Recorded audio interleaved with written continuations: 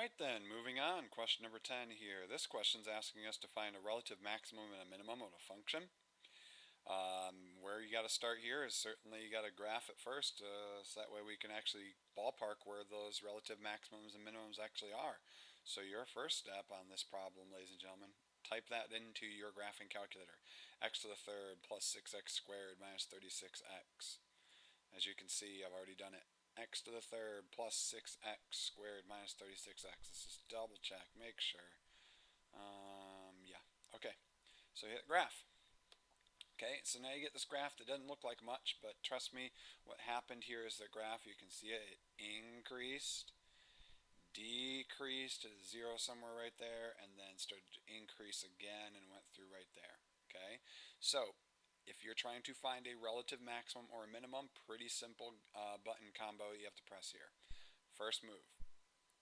If you want to be super precise with this, I'll give you one way to be precise, and then I'll give you another way to estimate it. Let's be precise first. Hit second, hit trace. And then what we're going to do is find either the minimum or the maximum first. It does not matter which one you find first. I'm going to pick the maximum, because that maximum is some negative value somewhere over here, right? So it's going to ask you a question, left bound. So I'm going to arrow to the left. See how my x went now negative 0.2? I need my x to be at least negative 8, negative 9-ish, somewhere around there, so that way I know I'm to the left side of where that maximum should be. So what I'm staring at right now is I'm actually staring at that number right down there. See how it says negative 5.1? Let's keep going. Pretty sure I'm on the left side of it now. And if I click over just a little bit more, I'll probably see that x at a certain point. Nope, it just moved. So, nope, did not see it. But that's okay. I'm on the left side of it. Press enter. Now right bound. Press the right arrow until probably you get that x back to 0, right? That makes sense. Looks pretty close to 0 to me. There he is again. So press X, guess, press enter, and then it'll give you this number here. Look at that. Look at that approximation. That's kind of weird. Just go with it, and honestly, I am not going to have an answer choice A be negative 6.00000001 and have another one be, say, negative 0.5, negative 5.99999 and have you decide which one it is. Honestly, you're going to see an answer choice that'll say negative 6, 216. So, looking back at your work right here, by doing that move, we were able to determine that there was a relative maximum at negative 6 and then 216. You notice on a separate time I did this, it gave me negative 5.9 repeating. I have no idea why the calculator does that, but sometimes it won't be able to give you the most precise estimation. You were asking about me, I was telling you about an imprecise way of doing it. You could, I guess, go to the table of values and go right around here, and do you see what happened right at about here? Do you see how that graph reached its maximum right here at about 216 and it started to go back down again? Okay, I wonder if we could do the same thing with that minimum. See where that minimum would have been? It goes down and then turns back up. Let's see. Maybe we could find it. So you see how the y values, watch the y values, are going down, aren't they? That's still going down. That still went down. But now it went up, didn't it? So we're probably going to be pretty close to 2 and negative 40. And I'd be looking at answer choices that were close to that. If I didn't see any answer choices, or I saw multiple answer choices that were close to that, then yes, I would go back to my graphing calculator and hit second, trace, and instead of maximum, let's find the minimum. It says left bound. See, it's still showing at negative 5. So I'm going to arrow over to the right, get it back to 0. I just need a spot that's on the left side of where that minimum should be. And right there, I'm on the left side of where that minimum should be. It should be 2 and some change, right? It might even be exactly 2, who knows. So let's arrow to the right until I get to be at least 3 or 4. And there it is again. Press enter and enter again, and then there it is. Look, 2 and then negative 40. Just like the table was kind of showing us right there anyway, 2 and negative 40. Alright, so that's how you do those, to find that relative maximum and relative minimum. Okay? Let's move on to the next problem. Now, number 11 can be a pretty intimidating problem when you first read it, because at first glance it doesn't really make a whole lot of sense. pretty much what we're doing is that if I were to ask you to give me the volume of a box, a rectangular prism, okay, going back to your geometry background, you knew you had to multiply 3 dimensions together, right? The dimensions, here would be a rectangular prism. Looks awesome. Great. I should have been an artist. And then you'd take the length and the width and the height. You'd multiply all 4 of those together and you'd end up with the volume of that box. Okay? That's essentially what is going on here in this situation. Okay? Except they aren't telling us the dimensions of the box. The shape of the box, whatever the height is, the volume will get defined by this function here. Pretty much what you should take away from this little function description right here is that whatever the height is, suppose the height was say 17 inches. The one of the other dimensions, whether it's the width or the length, it doesn't matter, would be 8 inches less. And then the other dimension would be 9 inches less. You multiply those 3 dimensions together, you get a volume. They wanted to use the graph of that function for this volume to find the maximum volume if we only restrict it to this domain here.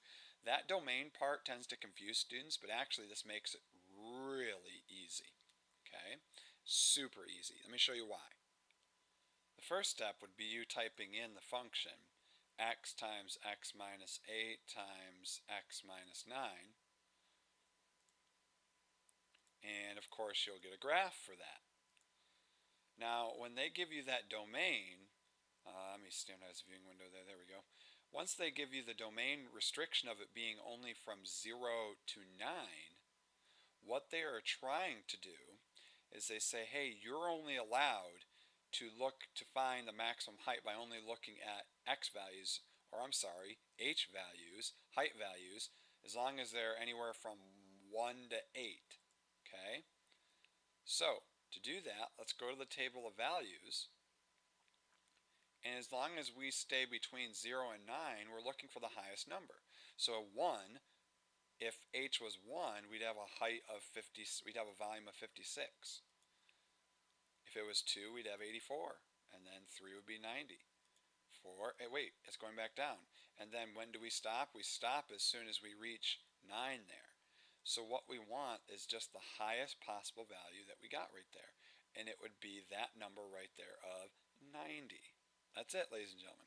That's all they really want us to think about right there, is that highest maximum volume. Okay? So, when we do that problem, go ahead and type in your function.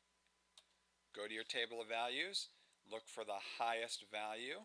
And that highest value would be this guy right there.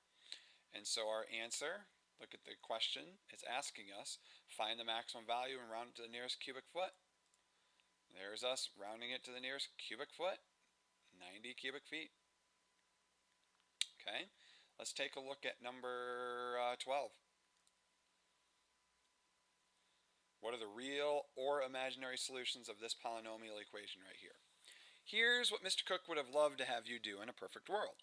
In a perfect world, I would love for you to look at this problem, realize that you cannot do any greatest common factors, and see this problem as nothing more than just simply x squared minus 13x plus 36, and you try to factor it just like you would any other quadratic.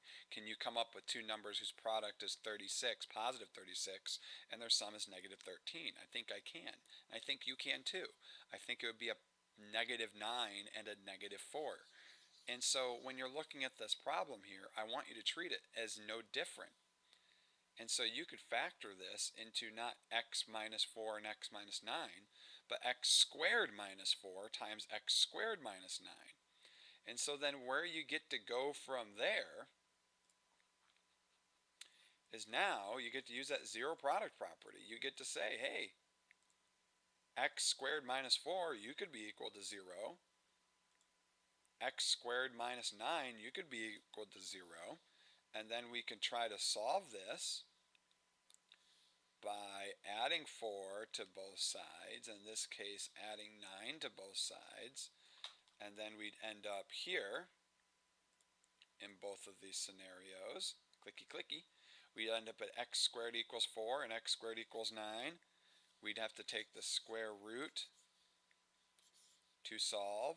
And then when you square root, don't forget, there's two answers, right? Plus minus 2 and plus minus 3. We found all of our answers there, right? According to the fundamental theorem of algebra, if you recall, if the degree is 4, there's 4 solutions, and all 4 of those solutions are real. So, that's one way to do it. Okay? And that's how we can arrive at our answers that we have right here. Plus minus 3, plus minus 2. I got another idea. What would happen, hypothetically, if you just grabbed this function that was right here and did the exact same thing that you did right here? If we're looking for solutions, that's one thing that a lot of students tend to forget when it comes to these problems, is that anytime a polynomial function or a polynomial function question is asking you to solve or find a solution, it's only asking you for the x-intercepts. Where is that graph going to cross the x-axis? Okay? So if I were to actually do that and just graph this darn thing, look what happens. I end up here. I end up looking at this graph that, I don't know, to me looks pretty clear that I have 4, count them, x-intercepts here, here, here, and here. And there's pretty symmetric answers. And if you look, there they all are right there. Plus minus 3 and plus minus 2. So that could be an option if, say, hypothetically this question was multiple choice. If it was short answer, then yeah, you're stuck doing it one of these two ways. If it was short answer, I would love to see you show your work and show me that graph and show me that table. Okay? But if it was short answer, I would love to see you do it on the way on the right there. Okay?